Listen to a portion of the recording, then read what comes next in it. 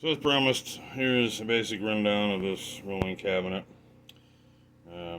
See, I'm going to have some sections up at the top.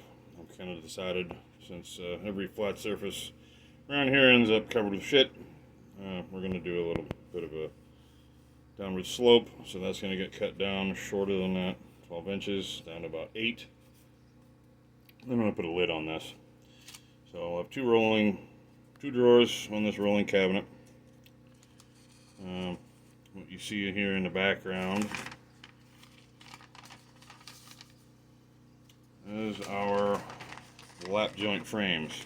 So these are 2x4s, ripped down to an exact 3 inches, and these will be both our base and our upper support, so that the entire thing will be nice and solid. I've already glued these, clamped these, and we're about to check them for square shortly.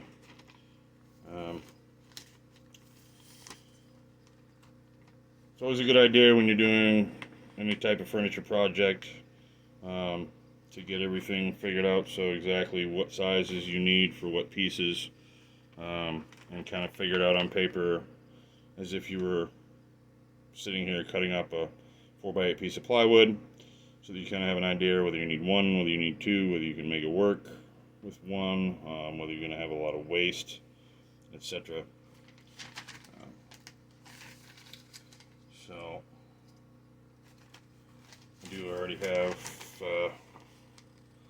one drawer figured. The other one is going to kind of be a play-by-play. I'm going to have to do it as I go, kind of run from the seat of my pants. So I just have to do a little bit of editing the other day, because of course I didn't consider my drawer slides when I figured my original measurements. So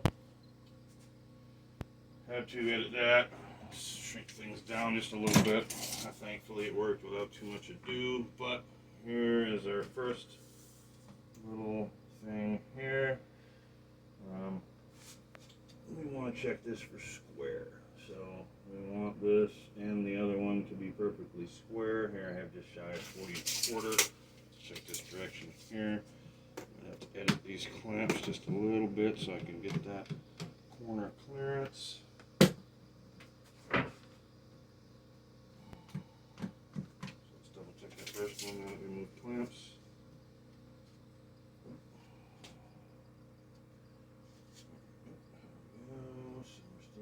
Just about 40 1/4. Here to here.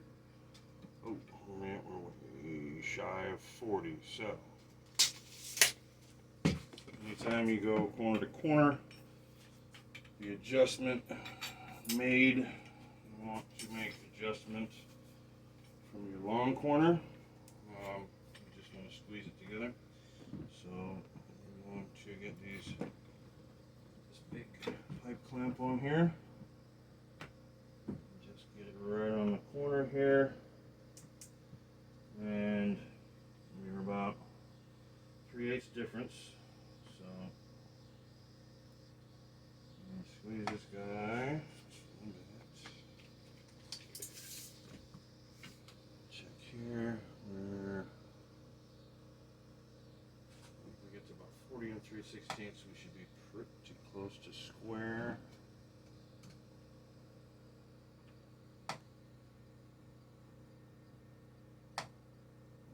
That's right about there. So now we got that. A little bit more punch to these guys. Make sure they're nice and solid and tight.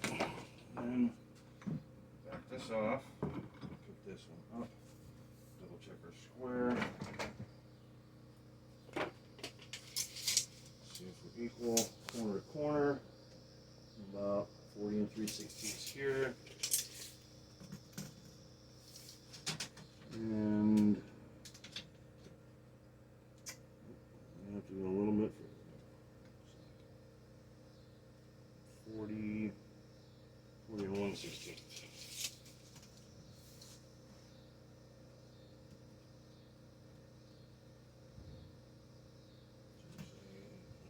It's kind of rough to do with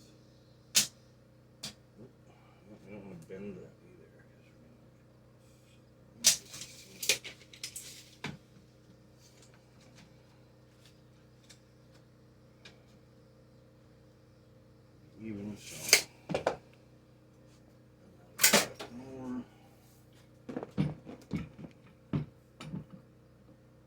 One side.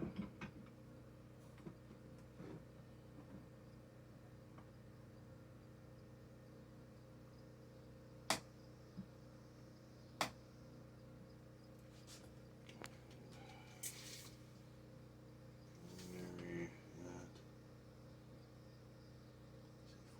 48.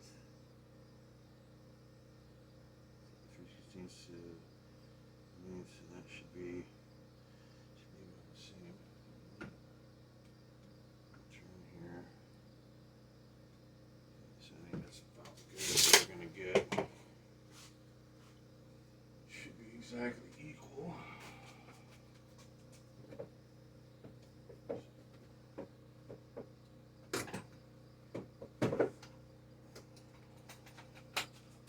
So that's gonna take countersink bit. Number 8 screws, so number 8 countersink. Up. Put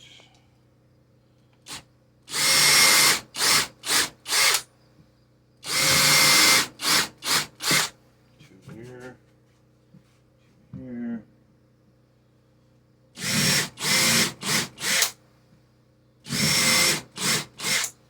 You might notice that some of this is a little bit rough.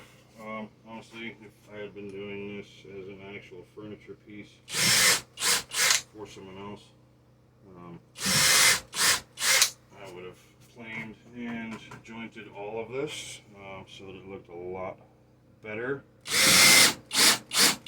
But as this is just a bench or a shop piece, and I intend to use really crappy plywood or chipboard for it, just because it doesn't really need, it's not going to hold a whole lot of weight, so it doesn't need to be all that sturdy. I kind of opted for rough. All it needs to do is be functional, so there's really no need to go to such lengths to make it pretty.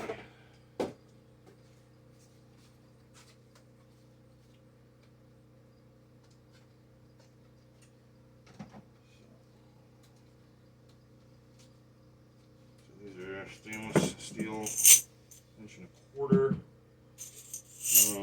screws. We'll be using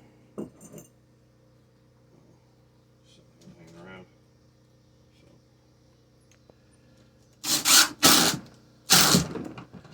I did, however, rip these down so they were nice and square, so that the butt joints are nice and tight. And straight. I didn't have an issue with odd sized lumber in that regard. So then we're just going to get the original set, and then we'll pull these clamps off and check for square once we have everything going.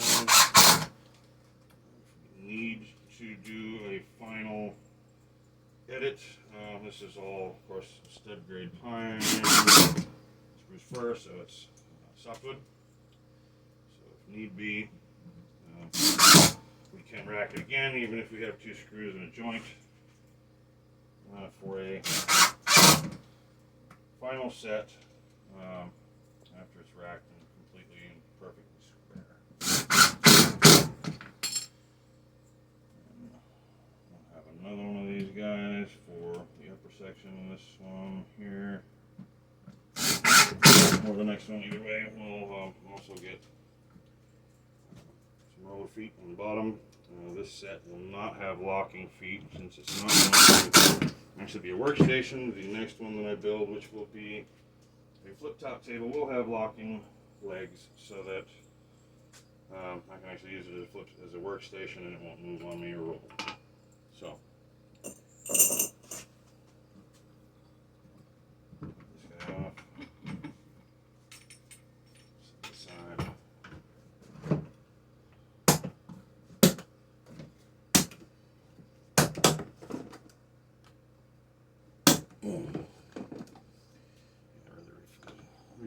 way sometimes.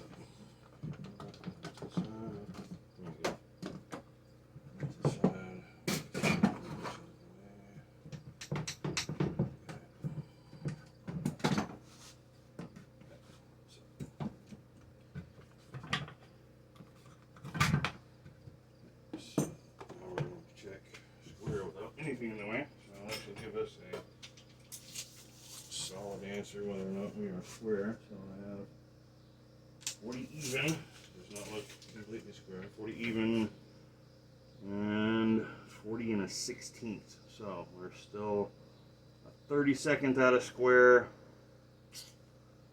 We can pull that last 30 seconds out. This is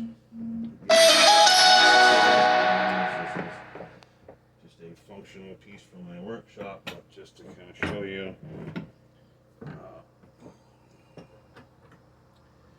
how you would correct an actual furniture frame piece if you were making this, say, as a finished product. You would want it to be perfectly square, or as square as you can get. They say framing. That's way too much. So maybe just that little squeeze did it well enough. Let's see. So framing, you get about a 1/4 inch plate. Don't have so much with finish work. So yeah, that actually. That's now within a 32nd. I think we can drill it and put screws in it. So it's kind of how you make sure that everything's square and right with the world. We'll do 2 of these, make them exactly the same, perfectly square and ready to go as frames. We'll put the wheels on the one, and we'll see you in the next one.